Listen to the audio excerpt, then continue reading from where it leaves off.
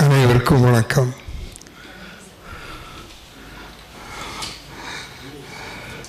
திரு முத்தையா அவர்களை நான் நீண்ட நெடு நாட்களாக அறிவேன். எதை செய்தாலும் சிறப்பாக செய்வார். இப்போ 40 வயசு ஆகுது. 77 புஸ்தகத்தை எழுதி கொண்டு வந்திருக்கீங்க இல்லையா? அப்படித்தானே? 40 வயசில் 77 புஸ்தகம். ஏமா கொஞ்சம் 42 இருக்குமா? ஆனால் எனக்கு அப்போவே தெரியும் இவர் இப்படி ஒரு இடத்துக்கு வருவார் என்று. அந்த அளவுக்கு உழைப்புக்கு பேர் போனவர். இந்த நமது நம்பிக்கை என்று கிட்டத்தட்ட 20 ஆண்டுகள் நடத்தி வர்றார். இப்போல்லாம் இப்படி போன்ற ஒரு இதழை நடத்துவது என்பது அவ்வளோ சுலபமான காரியம் அல்ல. ஆனாலும் விடாப்பிடியாக அதை நடத்தி வருகிறார். இன்று அது நல்ல அளவுக்கு வளர்ந்திருக்கிறது. அதில் வந்த கவிதைகளை தொகுத்து தான் இப்போ இன்றைக்கி ஒரு நூலாக கொண்டு வந்திருக்கார். ஒரு நூல் வெளியீட்டு விழான்னா 3 பேர் வேணும். நூலை வெளியிடுறதுக்கு ஒருத்தர் வேணும், அதை வாங்கிக்கிறதுக்கு ஒருத்தர் வேணும், அதை பற்றி பேசுறதுக்கு ஒருத்தர் வேணும். அந்த 3 அங்கே இருக்குது. இப்போ 4வதுக்கு என்ன வேலை? ஒரு வேலையும் இல்லை. கேட்டேன், அதெல்லாம் ஒன்றும் இல்லைங்க, தலைமைக்குன்னு ஒருத்தர் வேணும். ஒரு 80 வயசு நெருங்கி இருக்கணும், முடிஞ்சால் கொஞ்சம் தாண்டி இருக்கணும், தலை சுத்தமாக நரைச்சிருக்கணும், அதை மறைக்க முயற்சி செய்யக்கூடாது. இப்போ மறைக்கிறதுக்கு எத்தனையோ வழி உண்டு. இவ்வளோதான் தகுதி. இப்போ எனக்கெல்லாம் அப்படி ரோல் எங்கே நிறைய வருது. ஒரு தகுதியும் வேண்டாம். இப்போ சென்னையில் எனக்கு ஒரு பெரிய விருது தந்தாங்க, ரொம்ப பெரிய விருது. அப்போது அந்த விருதை வாங்கிட்டு நான் தான் கேட்டேன், இது எனக்கு என்னுடைய தகுதிக்கு தரப்பட்ட விருதா, என்னுடைய வயதுக்கு தரப்பட்ட விருதா? கொஞ்சம் 2வது தான் உண்மை அப்படின்னாங்க. அதுபோல் இன்றைக்கி அதை தவிர எனக்கு ஒரு ரோலும் இல்லை. முத்திரை பதித்தவர்கள் 3 பேர் இருக்கிறாங்க. அரசியல் செய்கிறது ரொம்ப சிரமம். அது ஊரில் பண்ணுறதே கஷ்டம்.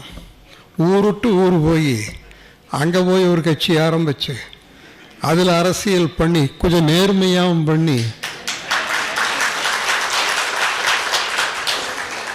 அங்கே அமைச்சராகி இன்று மலேசியாவில் மரியாதைக்குரியவராக இருக்கிறார். அங்கெல்லாம் மந்திரிக்கு இப்படித்தான் ட்ரெஸ் பண்ணிக்குவாங்க போல் இருக்கு. அப்போ இங்கே ஒரு விருது வாங்க வந்தவங்க 2 பேர்த்த பார்த்தேன். அவங்க ஒவ்வொருத்தரும் ஒவ்வொரு கலர். இப்படி இருக்கலாம்னா நாமளும் கூட ஆகலாம். அது ஒரு முத்திரை பதித்தவர். 2வது, உங்களுக்கெல்லாம் எத்தனை பேர்த்துக்கு தெரியுமோ தெரியாது, இந்தியாவில் மிக பெரிய 100 தொழிலதிபர்கள் ஒருவர் நம்ம கோயம்புத்தூரை சேர்ந்த KPR. அது மீறின சாதனை. 4 லட்சம் ஸ்பிண்டில். இத்தனைக்கு ஒரு எளிமையான துவக்கம். எல்லாம் ஒரு 20-25 வருஷத்தில் இவ்வளோ பெரிய வளர்ச்சி. இன்று ஜவுளி தொழில் என்றாலே விட்டா போதும்னு நினைக்கிற நேரத்தில் அதை அகில இந்திய ரீதியில் வெற்றியாக்கி இன்று வடநாட்டுக்காரரும் கூட கண்டு வியக்கும் அளவு கோயம்புத்தூரில் ஒருத்தர் பண்ணிகிட்ருக்கார். அது ஒன்றும் அவ்வளோ சுலபமான காரியம் இல்லை. நாங்களும் அந்த தொழில் தான் இருக்கிறோம். அது எவ்வளோ சிரமம்னு எனக்கு தெரியும். ஆனால் இன்று இவ்வளோ பெரிய வளர்ச்சி. அது நான் சொல்கிறது 4 லட்சம் ஸ்பிண்டில்ங்கிறது ஸ்பின்னிங் மட்டும். வேறு இங்கே ஒரு தொழிலதிபர் இருக்கார், நல்லா பண்ணிகிட்ருக்கார். அதுபோக கார்மெண்ட்ஸ், இன்னும் என்னென்னமோ. எல்லாவற்றுக்கும் மேலாக அங்கே வேலை பண்ண வந்த பெண்கள் 37,000 பேர்களை பட்டதாரிகளாக்கி இருக்கார்.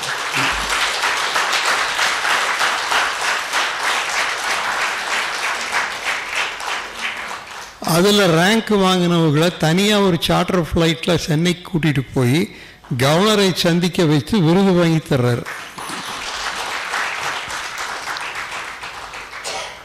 ஒரு 2-3 லட்சம் மரங்களை நட்டி இருக்கிறார். இது எனக்கு தெரிஞ்சது இவ்வளோதான். இன்னும் சொல்கிறதுக்கு நிறைய இருக்குது. அதை பற்றியே தொகுத்து எழுதினாலும் கூட நல்லா இருக்கு. காரணம், அவங்களுடைய சக்ஸஸ் ஸ்டோரியை இன்றைய இளைஞர்கள் படிக்கணும். எந்த பின்புலமும் கிடையாது. ஒரு சாதாரண குடும்பத்தில் பிறந்து ரொம்ப சிரமப்பட்டு படிப்படியாக உயர்ந்து இன்று இந்த நிலைக்கு வந்திருக்கிறார். இந்தியாவிலேயே மிகப்பெரிய பல்கலைக்கழகம்னு ஒன்று உண்டுன்னா அது கலிங்கா யூனிவர்சிட்டி. அந்த கலிங்கா யூனிவர்சிட்டி நம்ம ஊரில் இருக்கிற ஒரு கேபிஆருக்கு கௌரவ டாக்டர் பட்டம் தந்து, நம்மூர் பல்கலைக்கழகம் ஒன்றும் பண்ணல. நம்மூர் பல்கலைக்கழகம் ஒன்றும் பண்ணல. எங்கேயோ இருக்கிற கலிங்கா யூனிவர்சிட்டிக்கு இவரை கண்டுபிடிச்சி அங்கே கூட்டிகிட்டு போய் மிகப்பெரிய அளவில் அவரை கௌரவப்படுத்தியிருக்குது. ஸோ அவர் ஒரு முத்திரை பதித்தவர். இப்போ இந்த 3வது அந்த அம்மா அந்த கடைசியில் இருக்கிறாங்களே, உங்கள் வாத்தியார் அம்மாவா?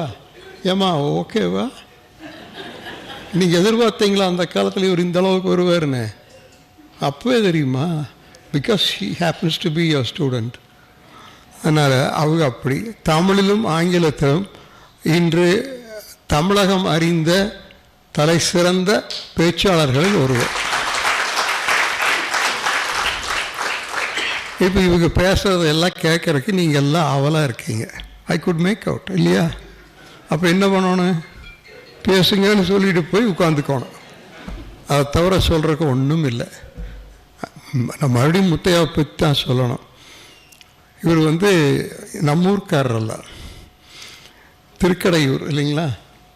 திருக்கடையூர் அபிராமி தந்த கொடை கொங்கு நாட்டுக்கு நம்முடைய முத்தையா. நான் பயந்துகிட்டே இருந்தேன், ஓரளவுக்கு வளர்ச்சி வந்துடுச்சுன்னா எல்லாம் சென்னைக்கு போயிடுவாங்க, இவர் போயிடுவாரோன்னு நினச்சிட்டு இருந்தேன். இப்போ எனக்கு ஒரு ஆறுதல், அவங்க அண்ணன் அங்கிருந்து கிளம்பி கோயம்புத்தூரே வந்துட்டாரா. அப்படின்னு என்ன தெரியுது? Coimbatore is a place of immense potentials. அந்த வகையில் எனக்கு ரொம்ப மகிழ்ச்சி. இப்போ இந்த நூலை பற்றி அவங்க எல்லாம் பேசுவாங்க, நாம் கேட்போம். இவ்வளவு பெரும் திரளாக வந்திருக்கிறீர்கள். இப்போல்லாம் ஒரு இலக்கியம் அல்லது இது போன்ற கூட்டங்களுக்கு ஆள் சேர்த்துறது ரொம்ப சிரமம், ரொம்ப சிரமம். ஓரளவுக்கு எனக்கும் தெரியும். மலேசியாவில் எப்படியோ தெரியல, அங்கே ஒருவேளை உங்களை பார்த்தா ரொம்ப சேர்ஃபுல்லாக இருக்கீங்க, அதனால் ஒருவேளை அங்கே மேபி இட்ஸ் டிஃப்ரெண்ட். இங்கெல்லாம் ரொம்ப கஷ்டம். இன்றைக்கி எல்லாமே சினிமா அல்லது அரசியல், இந்த ரெண்டை விட்டால் எதுக்கும் ஒரு ஆள் இல்லை. முத்தையா ஆரம்ப காலத்திலிருந்து இளைஞர்களை ஊக்குவித்து பேசுவதிலும் எழுதுவதிலும் அவர் அதையே ஃபோக்கஸ் பண்ணிகிட்ருக்கார். இன்றைக்கி உங்களுக்கு தெரியும் நினைக்கிற இந்திய ஜனநாயகத்தில் 65-70% இளைஞர்கள். அந்த இளைஞர்களை நாம் எப்படி உருவாக்குகின்றோமோ அதை பொறுத்து தான் இந்த தேசத்தின் வளர்ச்சி இருக்கும். இப்போ நாங்கள்லாம் கொஞ்சம் கல்வியோடு தொடர்புடைய இருக்கணும். அங்கே ஒன்றும் பெருசாக சொல்லித்தர்றதில்லை. பாடம், படிப்பு, பள்ளிக்கூடம், பரீட்சை, பாஸு, ஃபெயிலு, பிளேஸ்மெண்ட். இப்போ கேபிஆர் அதை சொல்லாமல் போச்சு. ஒரு என்ஜினியரிங் காலேஜு, ஒரு ஆர்ட்ஸ் காலேஜ், இன்னும் என்னென்னவோ எனக்கு தெரியாது. ஆகவே இன்றைய பாடத்திட்டம் நம்ம இளைஞர்களை ஊக்குவிக்கிறதாக தெரியல.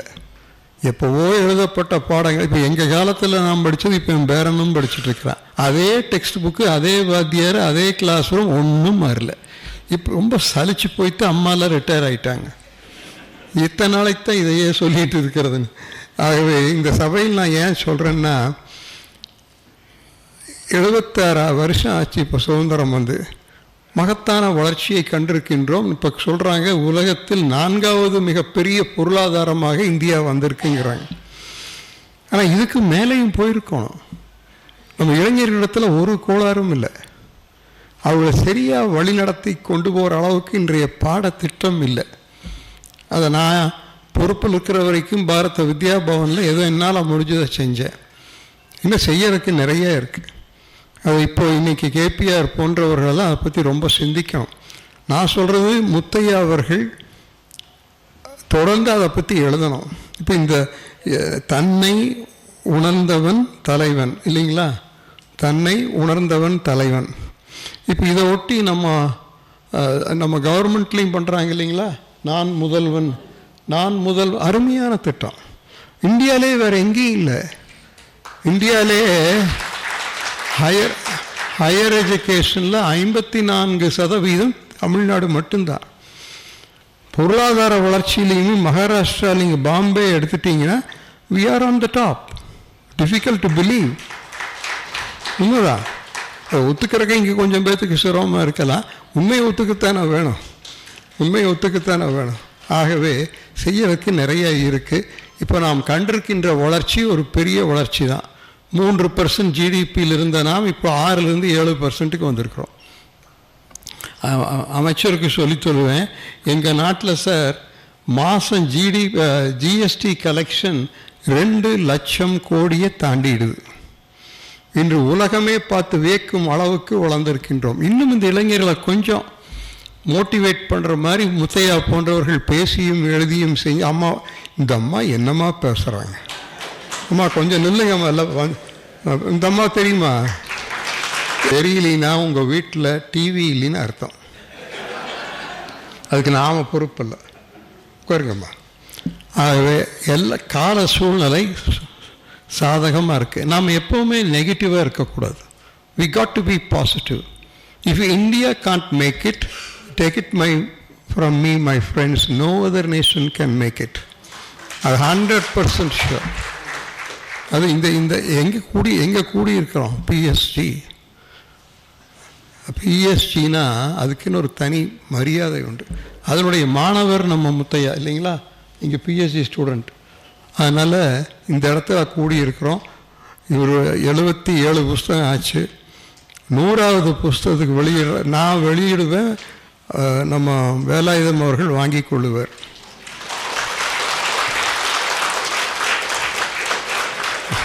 இப்போ 77, 100 ஆகணும்னா எத்தனை புஸ்தகம் வேணும்? அவ்வளோ நாள் இருப்போம், தண்டாயுதம் உட்காண்டிருப்பார். அதுக்காக சீக்கிரம் எழுதி எங்களெல்லாம் பயன்படுத்தி கொள்ளுங்கள் என்று கூறி விடை வருகின்றேன். வணக்கம்.